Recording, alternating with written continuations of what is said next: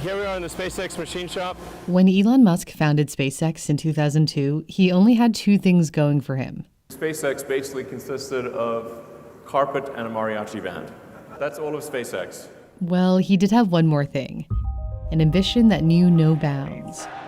The sky is not the limit for Elon, whose mission is to send people to Mars.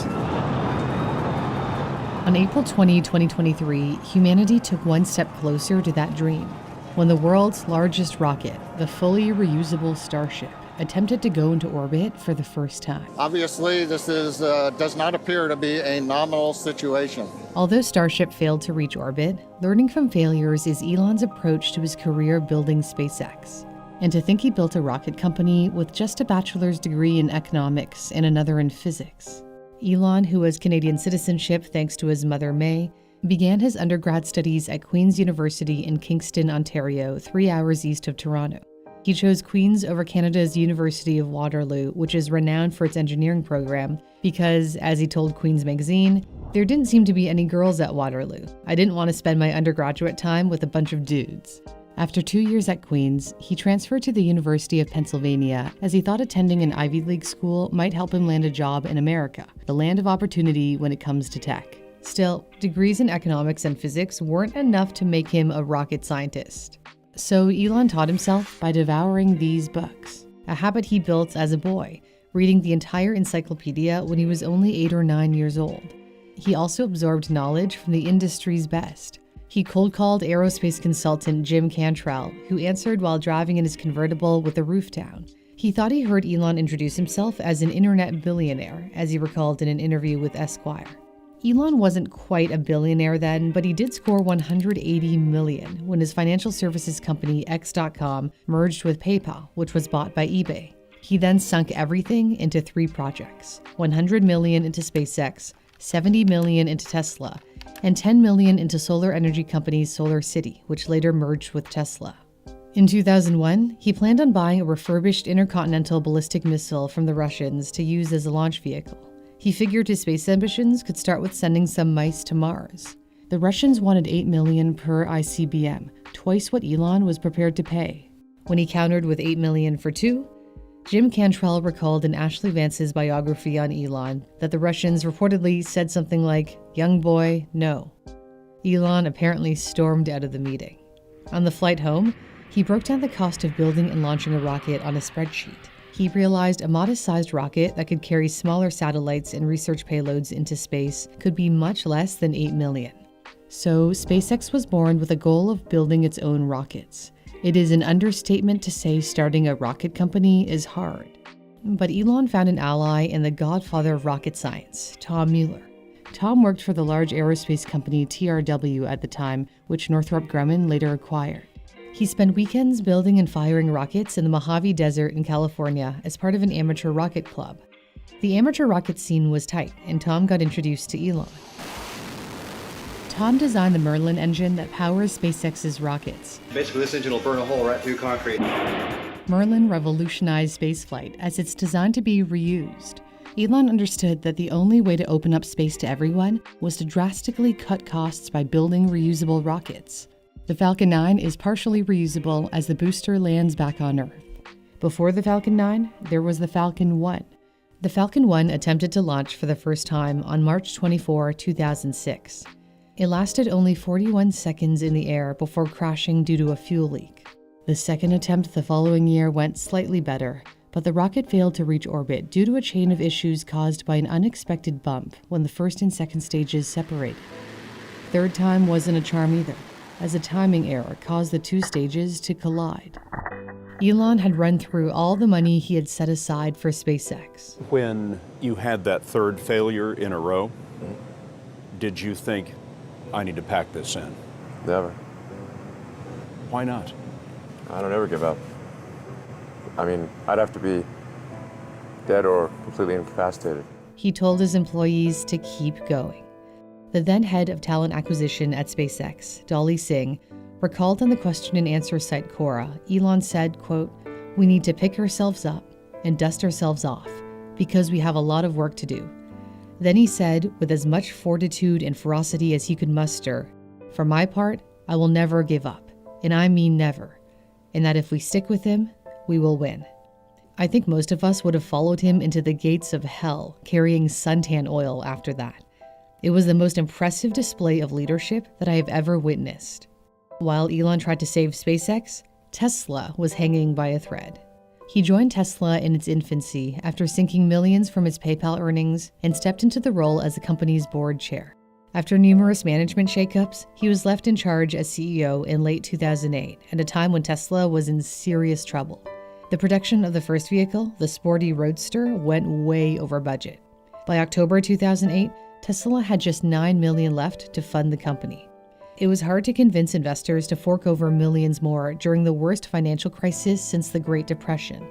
His personal life fared no better. He was going through a divorce from his first wife, Justine, with whom he shares triplets and twins. Elon has said 2008 was the worst year of his life.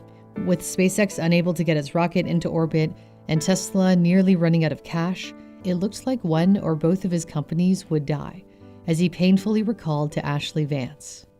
I could either pick SpaceX or Tesla, or split the money I had left between them. If I split the money, maybe both of them would die. If I gave the money to just one company, the probability of it surviving was greater, but then it would mean certain death for the other company. I debated that over and over. It felt like having to choose between two children. Perhaps his difficult childhood shaped his never-give-up mentality. He was bullied for years when he was growing up in Pretoria, South Africa. One day in 8th or 9th grade, he and his brother Kimball were sitting on the top of a flight of stairs eating when a boy snuck up behind him, kicked him in the head, and shoved him down the stairs. Then a bunch of boys beat him up until he blacked out.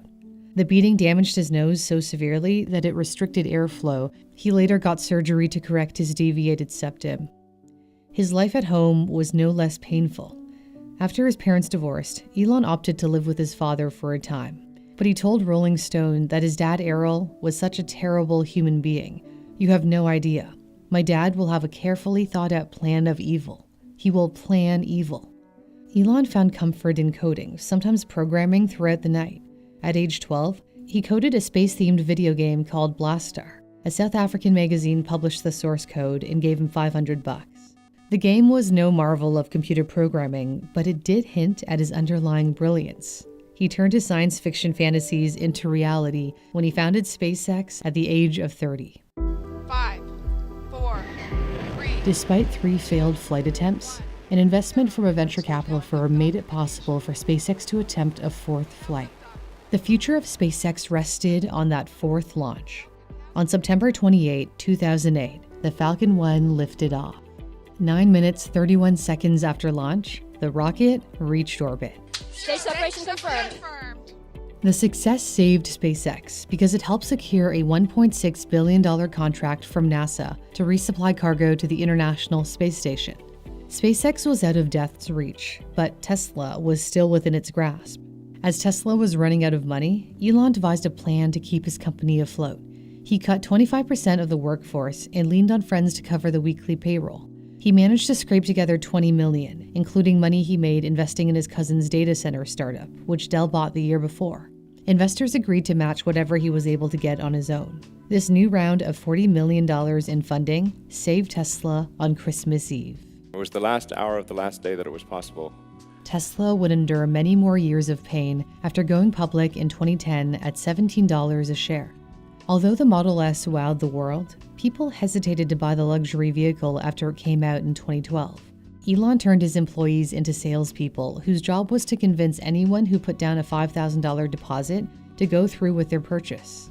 When orders weren't coming in fast enough, Tesla said it was temporarily shutting down its factory for maintenance and kept the real reasons secret to avoid spooking investors and sending the stock plummeting.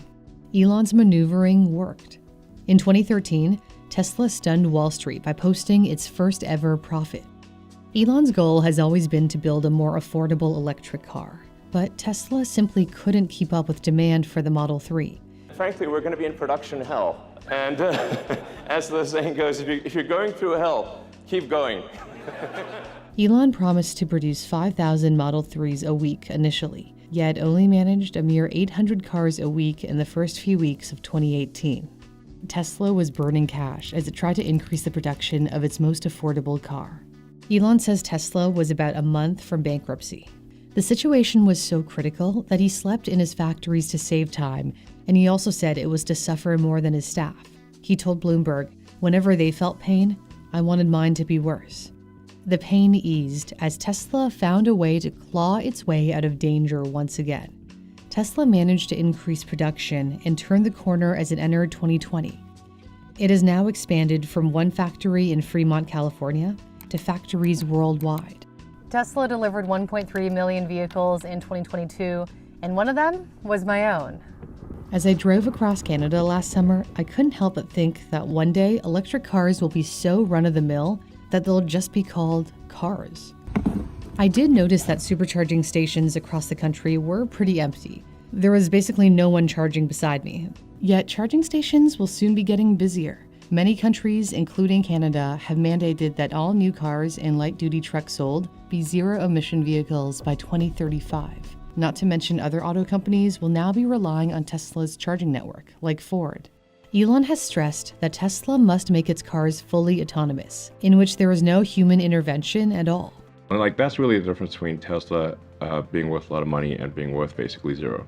As Tesla engineers work to improve its full self-driving technology, it wants to place that technology in a robot. Optimus perhaps felt like a sideshow when Tesla first unveiled it in 2021. However, those who are insightful or listen carefully will understand that Optimus ultimately will be worth more than the car business, worth more than FSD. There has been arguably even more skepticism over Elon's plan to ease traffic by putting Teslas into his own tunnels. We're still years away from seeing whether the Boring Company's tunnels will be a visionary mode of transportation or if there are too many holes in Elon's plan.